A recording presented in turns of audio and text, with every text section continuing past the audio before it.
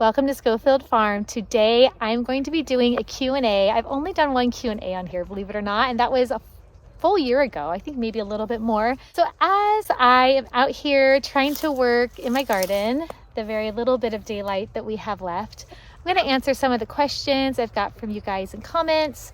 Some have been in emails, others have been over on my Instagram page. I'd love to just chat with you, answer questions, and clean up things in my garden. It already is golden hour again. I have so little sun left. It is my favorite time in the garden, but we have had so much smoke from fires lately up here in Northern California that it has made it so it's like dangerously high levels to be outside. So today I am doing some more garden cleanup. See these lovely strawberries in the path? I thought it was a good idea. I thought the volunteer extra food was a good plan. Apparently it made it so I couldn't walk in this part of the garden.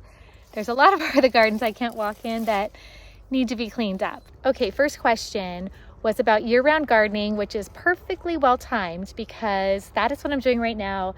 I've been prepping to transition the garden over from summer warm weather crops to, I would say, fall winter cooler weather crops. It is kind of late in the fall, mid-October to be doing this, but that's kind of how things go around here in Northern California. Zone 9B. What are my top tips for growing food year-round and extending harvest? That's a great question. We have some of my chicken friends eating chard I threw out to them. That is my favorite treat to give them from the garden. They love rainbow chard.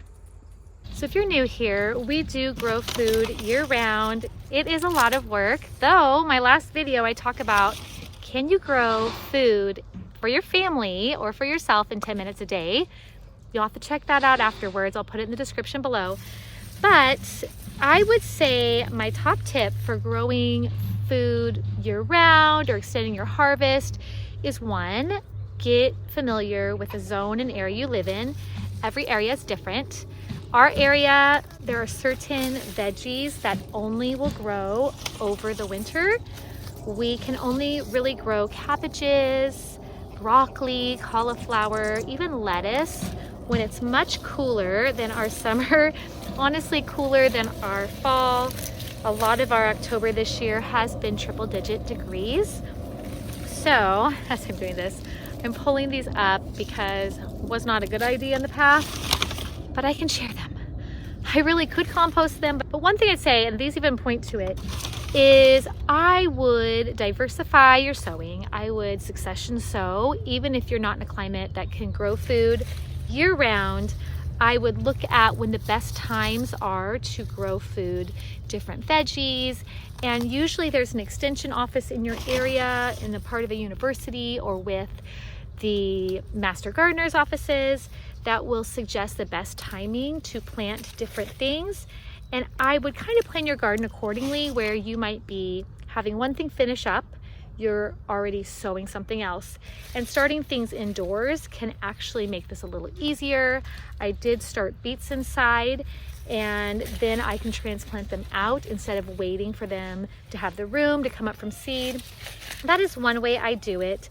I know that I let my tomatoes like behind me finish up, and I am planning on planting these beautiful Chinese cabbage underneath and kind of in front. And when our frost finally hits, which will probably be about mid-November in our area, I will cut down the tomatoes at the soil line so as to not disturb the roots. My beautiful cabbages will have more room to grow. And that is one way that I extend my harvest. I have my garden always producing something. There's a beautiful bird up there. I should show you. Of course he went away right when I turned the camera around. Bummer. You'll just have to trust me. He was beauty. Oh, there he went. So planting one thing while you're finishing up something else. I like to often plant my garlic, my onions around the perimeter of a bed, so I make room to plant things come springtime when those are not finished. Garlic and onions are usually harvested in the summer, and so that's one thing I do to free up the middle of the bed. And then the edges of those beds might be free a lot of summer, but it leaves room for me at this time of year to start planting out things like brassicas, lettuces, kind of around the perimeter of that bed again, So we're always having something starting, something ending, something we're harvesting from. It's a really good way to maximize the amount of food you can grow in even really small spaces. And I learned a lot of this when I was doing square foot gardening, when I only had room for 2 4x4 beds at one house that barely had any direct sunlight. And I maximized what food I could grow in a really small space.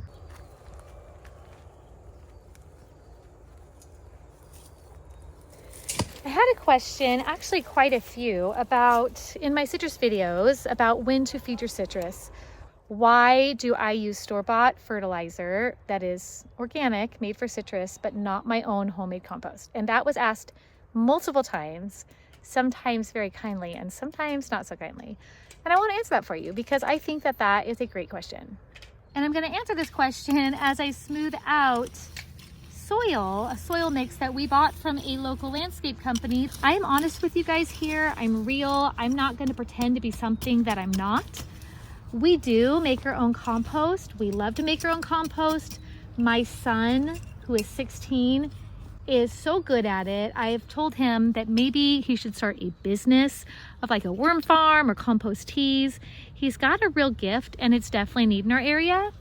But in reality, we have such a large garden, so many fruit trees, that we cannot keep up with the demand of how much compost we need. We have been adding new garden beds almost every season. We grow year round in our garden beds, so we do feed the soil and top things off a lot. And so sometimes we actually need to use something we bought, even though using something homemade would be cheaper, simply because we don't have enough currently made and ready, because compost has to sit a certain amount of time, it needs to be turned. We do use the bedding from our chicken coops, and so that chicken manure is hot. It actually has a certain amount of time it needs to take to break down, so you don't burn your plants with too much nitrogen, so you don't contaminate lettuce and different leafy plants that are really close to the soil. So we have chosen sometimes to use things like a store-bought organic fertilizer for citrus, and other times we do use our homemade compost. In fact, all of those potted plants, or at least most of them, were a mix of our homemade compost, perlite, vermiculite, and peat moss. We made a mix similar to Mel's mix that is for square foot gardening, just because that's the way I learned to garden, not because it's necessarily better than other ways. But we did use homemade compost at one point, but things especially that are in containers or in like clay soil need to be amended. They need to be changed and the soil needs to be fed and made really, really fertile and full of good organic matter. That is why we use citrus fertilizer.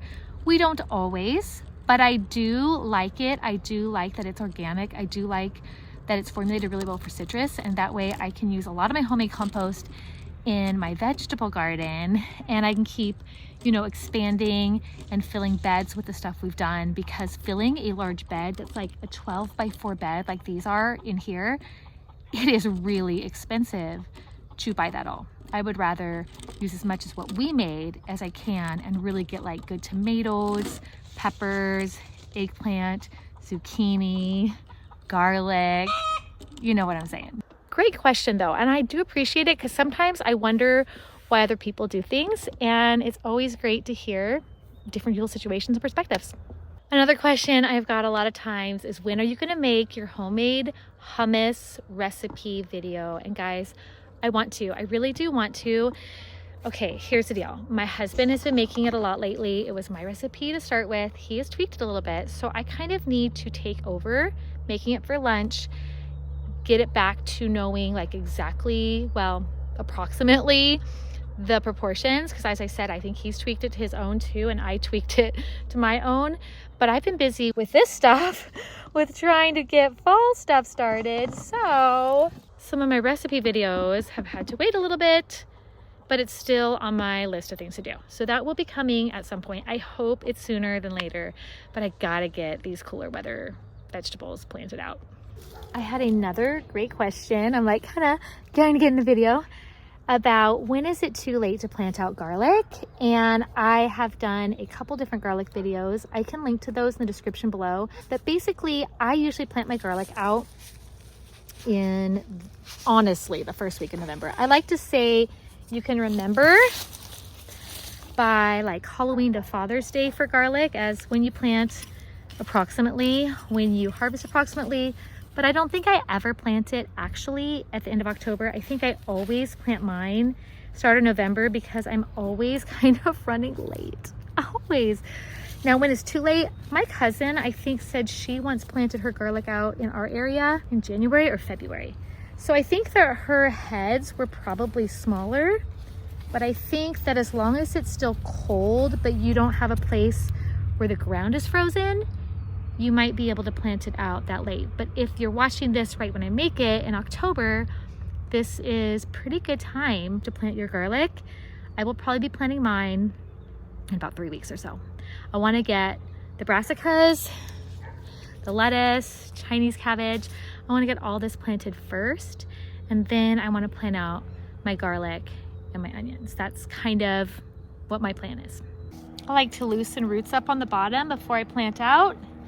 I feel like it helps plants kind of take and their roots spread out a little better that way.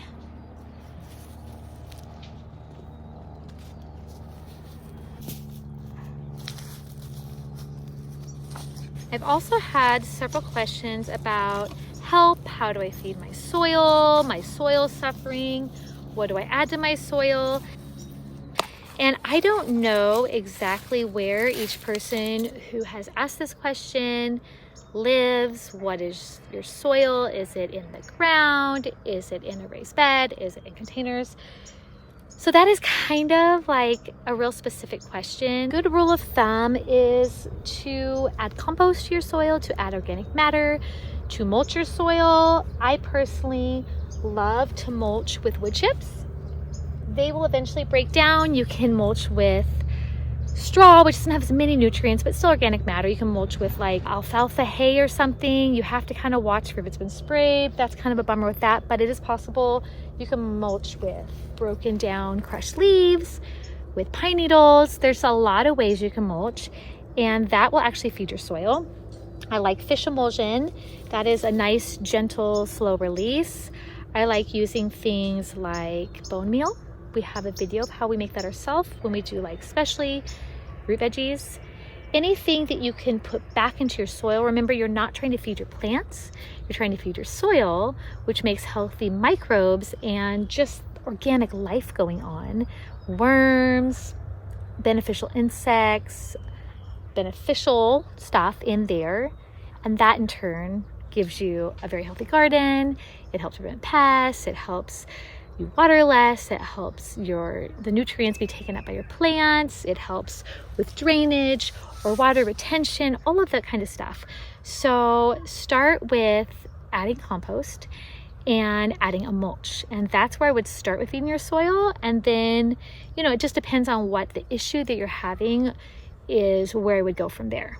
But healthy soil takes time to build up. If you just started a raised bed, if you just put in, let's say, some soil from a landscape company and you want to amend it and make it better, it will take several years to really get it to the place that you want it. I also like to cut the plants, at the soil line, leave the roots to decompose. That's my thing. I know some people who don't like that. I know people who like to churn and burn. There's a lot of different methods that can work.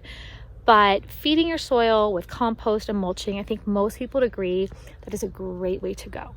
Right here, I'm even using some old chive leaves that dried up under the plant. I'm using this as a mulch right underneath these cabbages as I plant them, just so the soil's not bare until I can get like some wood chips to put around them. Next up, these prize head lettuce are going in. Those don't look too bad. The cabbage just need to be watered, and baby steps, people, baby steps. Okay, I'm in between a tomato cage because I'm trying to actually plant these out, doing real life, guys, while I make the video. Someone asked me about emitters for the garden. They don't like their emitters for water, for their drip. What kind of emitters do I like? Where do I get them? Listen, I like the kind, can I show you? I'll try to show you this. Like this. and my husband got them from Ace Hardware. I don't know if there's Ace Hardware by you, but I like them because you can screw them open and shut different amounts. That way for me, since I do so much interplanting, I do so many different things, some things like garlic that might need to stop watering, and yet it's next to like tomatoes that are getting established. I will move them over. I will screw some shut for a while other parts of the garden are getting watered. I think they're versatile. They do get clogged sometimes, but I like them, and they can actually spray pretty far wide area when they're working well. And there's other ones I've tried that they're just so narrow and they just have little teeny sprays I don't like. I think the Home Depot ones I didn't like so well, but Ace Hardware is where we found ours. I'm totally running out of daylight, but this does not look too bad for a quick planting. While I answer questions, those lettuce should perk up. They always kind of look a little fallen over, but this is pretty good for the amount of light I have left. It is getting pretty dark in the garden. Man, it is getting dark so much earlier than it was. I need to go in. I'm gonna do one more question on this video, and then we'll have to do a different video where I pick up the other ones. But someone asked, they're in Northern California, should they take out their tomatoes and herbs and start planting their fall stuff? It all depends on space. I do not take out my tomatoes and herbs. I like to get the max amount of fruit I can before frost hits. In Northern California, we tend to get our best harvest from peppers and tomatoes in October. Sometimes in November I get a bumper crop, but I would not take them out. They don't produce well here in the heat. I would prune them heavily, tie them up, whatever you have to do to plant around them. When frost hits, things like basil, it's gonna be done. Things like tomatoes are gonna be done. You can cut them with the soil line, that way you can maximize space, but you can still plant out the fall veggies, the cooler weather veggies that you want. Thank you guys for joining me. That was a really quick planting. I have to do things in baby steps. I cannot get huge things done. Life is just too much, but I'm so glad that I decided to do the fall garden. I've said, you know, if you've been here, I very much resist it this year, but I'm going to link next to the video where I talk about my 10 top things to grow for the fall, because those are the things I'm growing, and I will see you over there. Thanks so much for joining me.